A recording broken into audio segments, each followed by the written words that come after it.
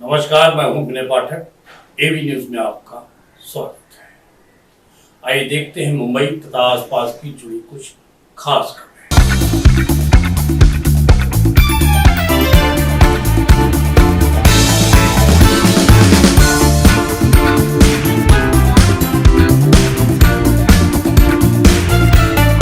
मुंबई मायानगर, सपनों का शहर।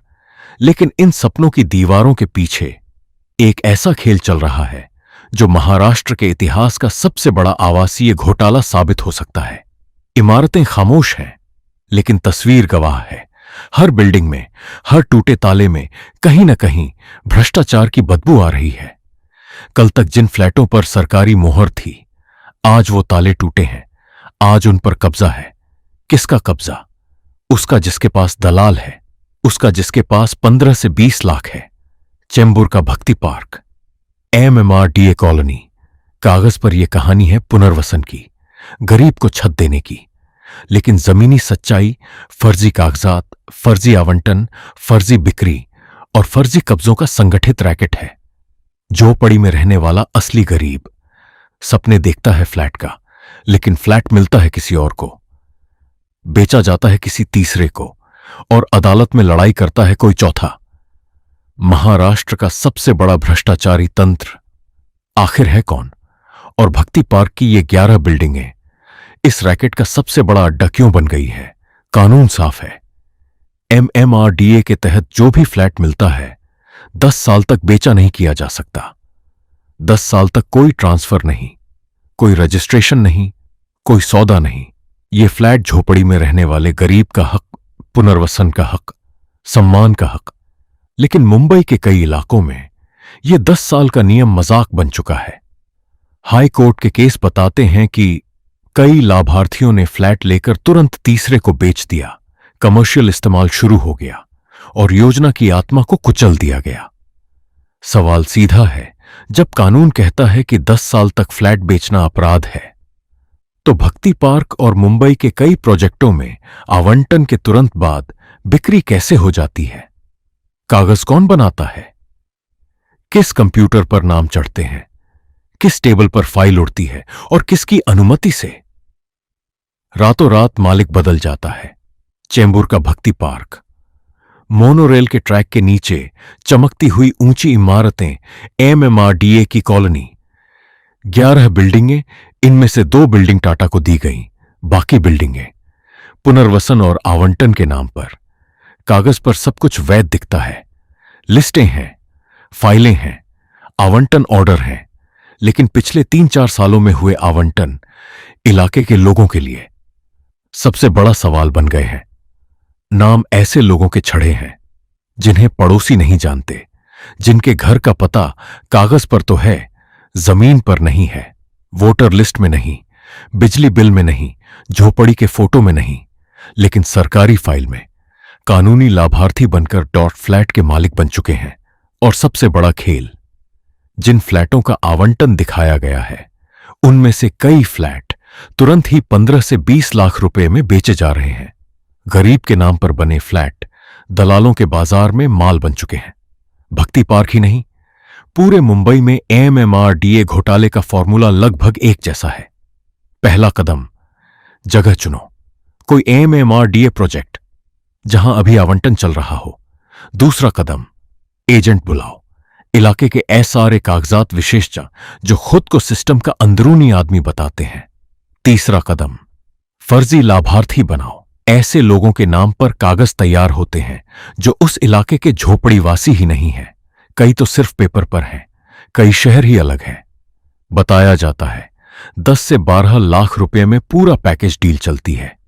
एजेंट कागज बनाएगा, अधिकारी कागज, वावंटन ऑर्डर जमीनी हकीकत। जिस नाम पर फ्लैट का आवंटन दिखाया जाता है, वह व्यक्ति उस साइट पर कभी दिखाई ही नहीं देता।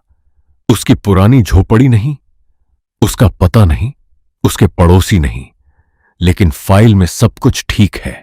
फिर आता है बिक्री का खेल।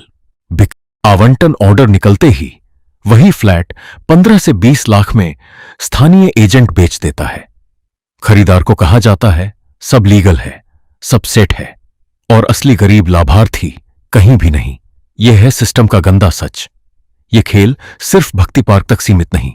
कंजूर मार्ग, भांडुप, तिलक नगर, कस्तूरबा मार्ग, मुंबई के कई इलाकों में MMRDA प्रोजेक्टों से जुड़े फर्जी आवंटन और धोखाधड़ी के केस पुलिस ने दर्ज किए हैं।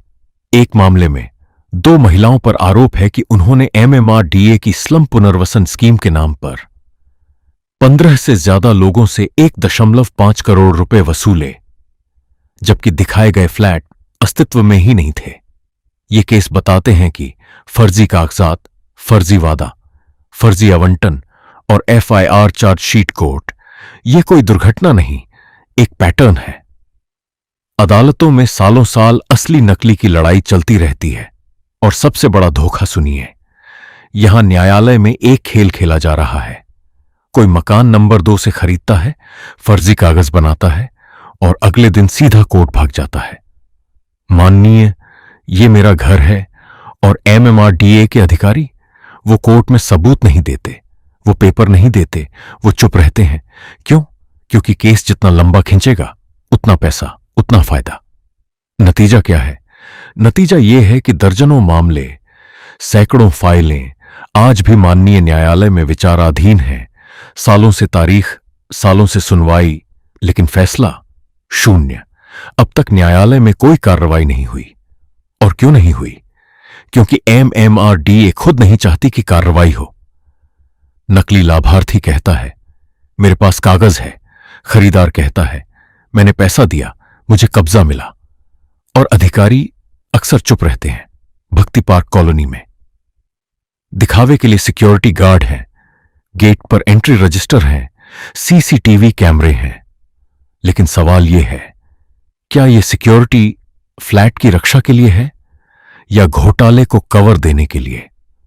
कई कमरों के ताले तोड़कर फ्लैटों पर कब्जे किए जा रहे हैं, मकान बेचा जाता है, पैसा एजेंट और माफिया नेटवर्क में घूमता है, और कुछ ही महीनों में फ्लैट का असली मालिक ऐसे गायब होता है जैसे गद्दे के सर से सींग।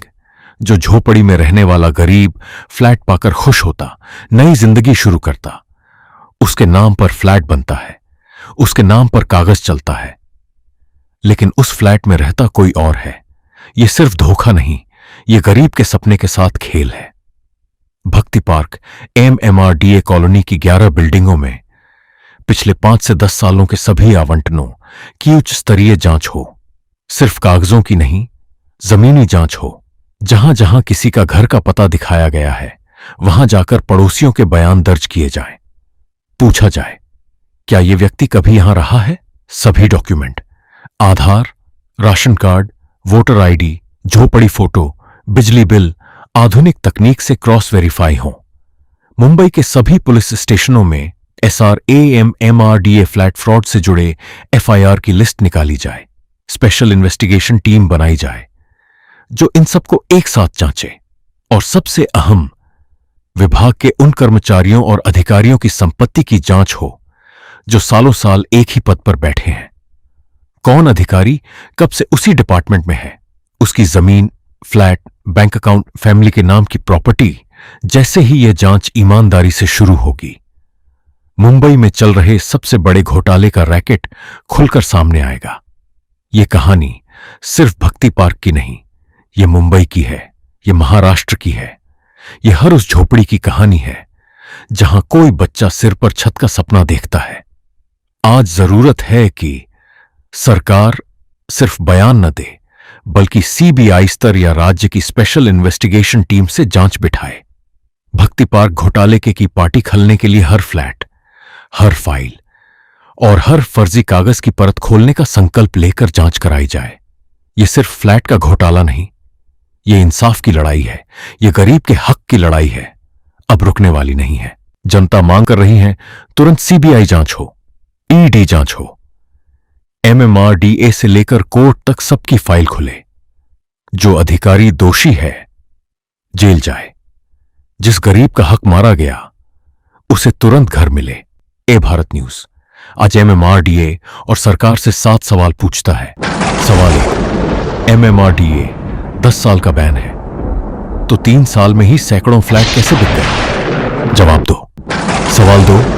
फर्जी कागज बनते कहां हैं? किसकी मोहर लगती है? नाम बताओ। सवाल 3, MMRDA के वो कौन से अधिकारी हैं जो 5-5 साल से कुर्सी पर बैठे हैं? उनकी संपत्ति की जांच कब होगी? सवाल 4, MMRDA को अब तक कितनी शिकायतें मिली? एक्शन रिपोर्ट कहां है? सवाल 5, कोर्ट में सबूत क्यों नहीं दिए जा रहे? क्या अधिकारियों को बचाया जा रहा है? सवाल 6, पुलिस कितनी FIR है? कार्यवाही के नाम पर क्या हुआ? सवाल 7 और आखिरी सवाल, MMRDA कमिश्नर से या पूरे मुंबई में यही खेल चल रहा है? आपकी जानकारी में है? यदि नहीं तो फिर कार्यवाही कब?